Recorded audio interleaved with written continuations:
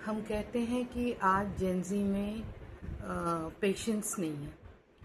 तो क्या इसके लिए जेनज़ी ज़िम्मेदार है कि कहीं ना कहीं हम ज़िम्मेदार हैं?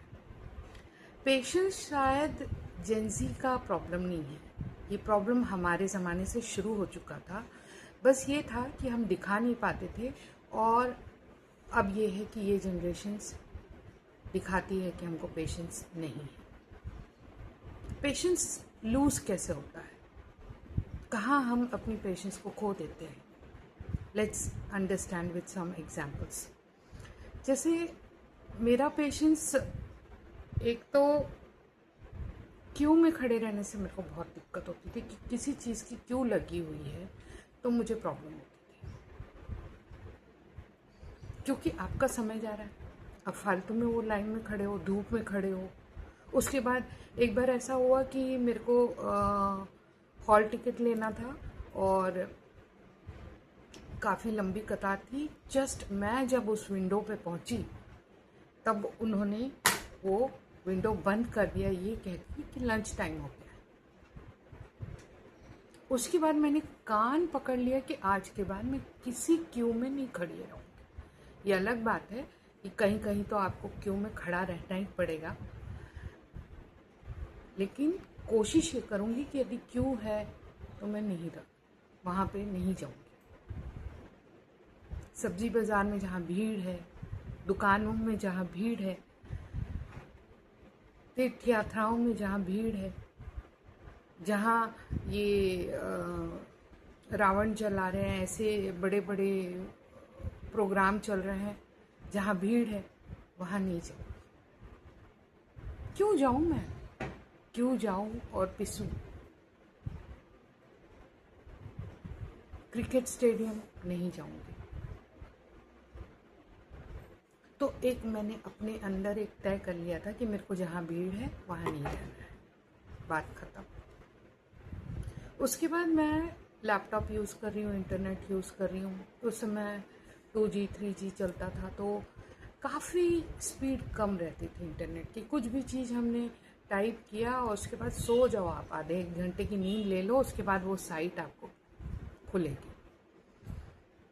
मतलब इतना बोरिंग हो जाता था मुझे। देखो, जब कोई यंग पीढ़ी रहती है ना, वो बहुत कुछ करना चाहती है, और उस दौरान उसको उसके काम करते वक्त कोई भी चीज़ परेशान कर रही है, बी इट इंटरनेट स्पीड हो या ऐसे कोई टेक्निक हो जो बहुत स्लो चल रही है, तब उसको उसका पेशेंस लूज होगा।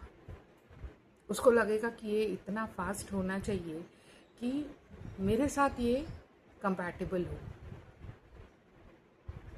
ये तो अच्छी बात है कि अभी इंटरनेट स्पीड आपका हाई आ गया है, सब कुछ हो रहा है, लेकिन पहले मैंने लैपटॉप ऑलमोस्ट, जब हलाकान परेशान हो गई, लगातार लगातार स्पीड की प्रॉब्लम आने लगी, फिर मैंने छोड़ दिया कि मैं अपनी एनर्जी इस पर लगा नहीं सकती।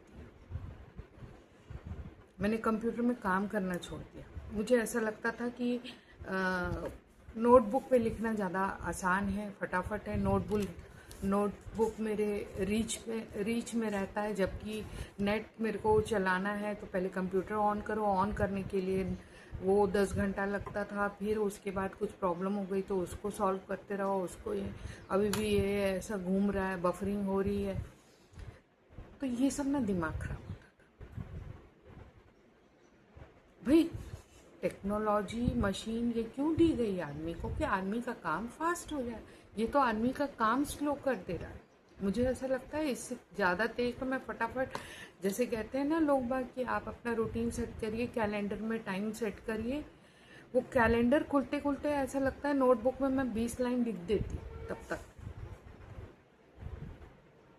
इसीलिए पेशेंस लूज होता है। अब सोचो ये जनरेशन को आप बैठ के कुछ भी आलतू फालतू पढ़ाते रहोगे, इनको लगेगा ये चीज़ पढ़ के मेरे को नौकरी मिल रही है क्या, नहीं मिल रही है, तो फिर मैं क्यों पढ़ रहा हूँ। वो पहले ही ध्यान देना बंद कर देंगे। उनका पेशेंस लूज होगा कि यदि ये टीचर अच्छा नहीं पढ़ा रहा, पेशेंस लूज होगा।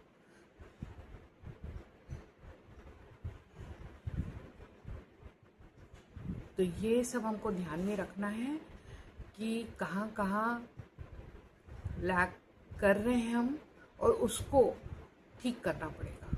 तभी इंसान का पेशेंस लूज़ होना बंद होगा। हम उन लोगों को दोष नहीं दे सकते।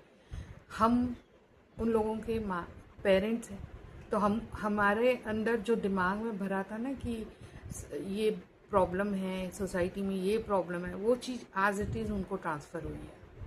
इसीलिए वो इम्पेशेंट है, क्योंकि हम इम्पेशेंट थे, बस फ़र्क इतना था कि हम व्यक्त नहीं कर पाते थे और ये व्यक्त कर रहे हैं।